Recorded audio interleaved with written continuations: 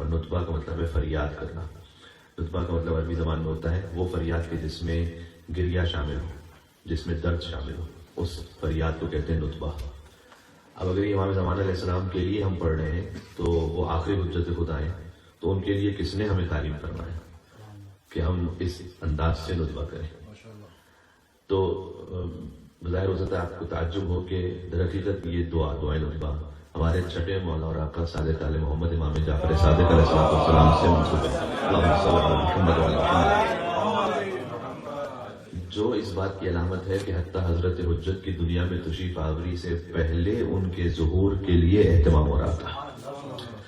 ابھی تو 15 شعبان المعظم حضرت حجت دنیا میں تشریف نہیں لائے کیونکہ ظاہر کی ترتیبات جو سلسلہ ہے اس میں حضرت حجت کی جو ولادت ہے وہ، لیکن امام صادق علیہ السلام نے دعائے نطبہ تعلیم فرمائی.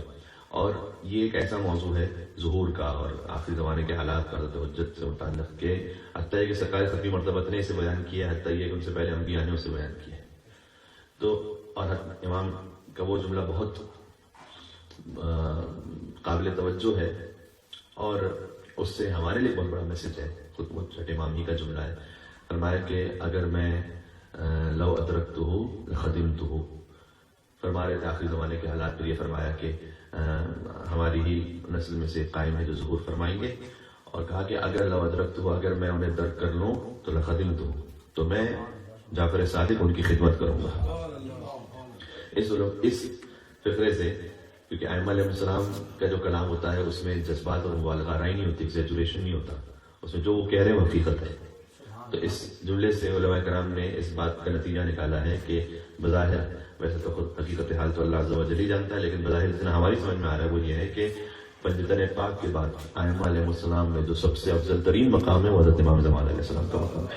لیکن بقیہ ائمہ بھی یہ چاہ رہے ہیں کہ ہم ان کی خدمت کریں. اس خاطر ہے کہ حضرت حجت کا خاص مقام اور اہتمام ہے، اور امام حسین علیہ السلام سے جو سب سے زیادہ نسبت جس امام کی سمجھ میں آتی ہے وہ حضرت حجت ہے.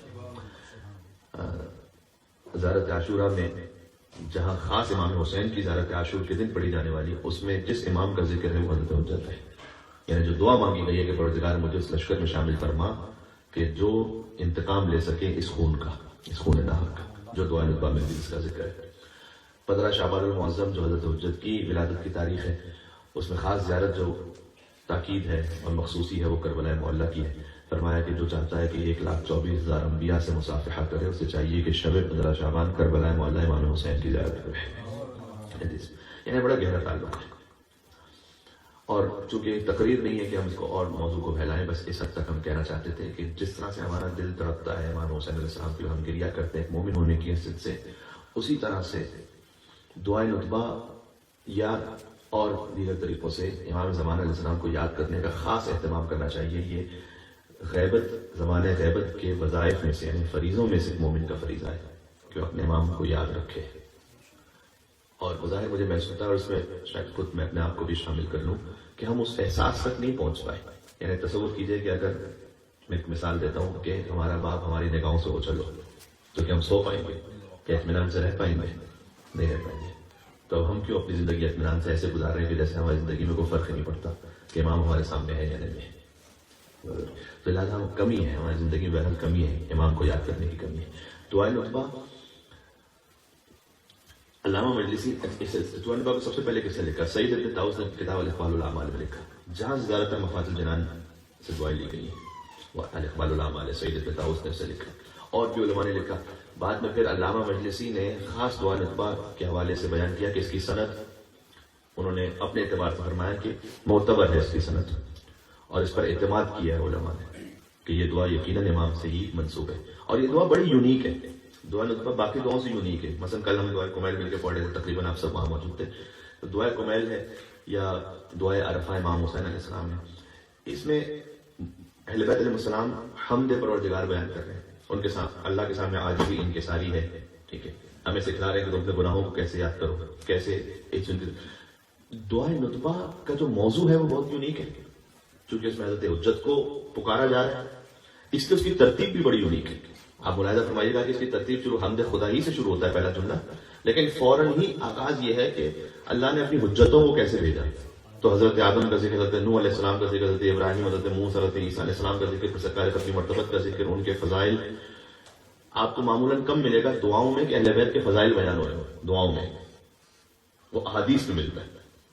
لیکن یہ وہ دعا ہے کہ جس میں پھر متواتر یہ کے بعد دیگرے مولا کائنات کے فضائل کا بیان ہے، سیدہ کونین سلام اللہ علیہ کے فضائل کا بیان ہے، امام حسن امام حسین علیہ السلام کا ذکر. کیوں؟ اس لیے کہ یہ سب تمہید اور مقدمہ بن رہا ہے ذکر امام زمان علیہ السلام کے لیے. ذکر امام کے لیے تمہید ہے ساری، اور پھر حضرت حجت کا تفصیل سے ذکر شروع ہو جاتا ہے. اور وہ جو ذکر شروع ہوتا ہے، بس میں تو شروع کرنے لگا ہوں. وہ ذکر یہ جو ہم پڑھ رہے ہیں جس ٹائم پر، علامہ مجلسی نے لکھا کہ سنت یہ ہے کہ دعائے ندبہ کو 4 عیدوں میں پڑھا جائے، اور 4 عیدوں سے مراد ہے عید قربان، عید فطر، عید غدیر اور عید جمعہ. یہ 4 عیدیں. پھر سے کہتا ہوں، عید قربان، عید فطر، عید غدیر اور عید جمعہ، کیونکہ جمعہ بھی عید کا دن قرار دیا گیا. تو 4 عیدوں میں یعنی کیا؟ اچھا، عید غدیر سب سے بڑی عید ہے مذہب تشیع میں، پھر عید قربان، عید فطر بھی بڑی عیدیں ہیں. یہ جو عیدیں ہیں غور فرمائیے گا. اور پھر جمعہ، یعنی فرمایا اپنی ہر خوشی کے موقع پر اس بات کو ضرور یاد رکھو کہ تمہاری جو سب سے بڑی خوشی ہے وہ اس وقت مسنگ ہے، وہ موجود نہیں. اپنی خوشیوں میں ایسے مگن نہ ہو جانا کہ جیسے سب کچھ نارمل ہے. نہیں، نارمل نہیں ہے. نارمل اس وقت ہوگا کہ جب اللہ کی حجت تمہارے سامنے ہوگی. تو غدیر کی خوشی منا رہے ہو، عید فطر کی قربانی کی خوشی منا رہے ہو، نہیں، ابھی حالات نارمل نہیں ہے. یاد کرو کہ تم ایک بہت اللہ کی جو سب سے بڑی نعمت عظمیٰ ہے، اسے تم اس وقت بظاہر تمہاری آنکھوں سے دیکھ نہیں سکتے، محروم ہو. اور اس کا وقت بھی بڑا لطیف ہے. یہ جس وقت ہم پڑھ رہے ہیں جمعے کے دن، یہی سب سے افضل وقت ہے ماشاءاللہ سے، کیونکہ دعائے ندبہ کے لیے تاکید ہے کہ فجر قضا ہونے کے تقریباً 1.5 سے 2 گھنٹے بعد اس کو پڑھا جائے. جو وقت کتاب میں لکھا ہوا ہے آج کے وقت سے کیلکولیٹ کریں تو یہ بنتا ہے جس وقت ہم پڑھ رہے ہیں. تو یہ جو فجر قضا ہونے کے اتنی دیر بعد پڑھا جائے، اس کی وجہ کیا ہے؟ کی وجہ یہ ہے کہ ویسے تو ظہور امام علیہ السلام کسی بھی دن ہو سکتا ہے جب اللہ کی مصلحت ہو، اس کی مشیت ہو، لیکن جو زیادہ تر امکان ہے وہ یہ ہے کہ جمعے کا دن ہے. آدھا یوم الجمعہ المتوقع لظہور، جو امام کی زیارت ہے، جو ہم نماز جمعہ کی بات کی اس میں جو زیارت پڑھتے ہیں کہ آج جمعے کا دن ہے جس میں توقع ہے کہ آپ ظہور فرمائیں گے. اس میں بھی یہ بات ہے کہ کسی بھی دن ظہور ہو سکتا ہے، لیکن زیادہ توقع امکان ہے کہ آپ جمعے کے دن ظہور فرمائیں گے. جمعے کے دن ہوگا، امام ظہور فرمائیں گے اور فجر کا وقت ہوگا. یعنی یہ کہ ہر جمعے کو فجر کے وقت ایک مومن سے ایکسپیکٹیشن یہ ہے کہ وہ ریڈی رہے کہ میرے امام کے آنے کا وقت ہو گیا. آپ اور ہمارے میں کیا کرنا چاہتا ہوں، ہر جمعے کو فجر کے وقت ایک مومن سے ایکسپیکٹیشن یہ ہے کہ وہ اتنا امام علیہ السلام کا انتظار کر رہا ہو کہ بس اب فجر ہو گئی، آج جمعہ ہو گیا، جمعے کا دن ہے، فجر ہو گئی، امام کا تشریف آوری کا وقت ہے. ندبہ یعنی فریاد کرنا. اگر کوئی مہمان آپ کے آ رہے ہیں تو آپ پریشان ہونا کب شروع ہوتے ہیں؟ جب آنے کا وقت کچھ گزر چکا ہو. برباد ہو رہی. جمعے کا دن فجر کا وقت آپ کے لیے اور ہمارے لیے یہ امید ہونی چاہیے کہ بس امام تشریف لانے والے. اب اگر امام تشریف نہیں لائے اور اس میں اتنا وقت گزر گیا جو کہ اشراق کا وقت کہا جاتا ہے، یعنی یہ کہ فجر سے تقریباً 1.5 گھنٹے بعد کا، اب مومن کو پریشان ہونا چاہیے کہ ایک اور جمعہ بھی گزر گیا، فجر بھی گزر گئی، امام السلام کیوں نہیں تشریف لائے.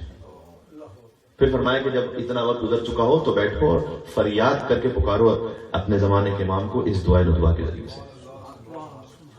اللہم صلی اللہ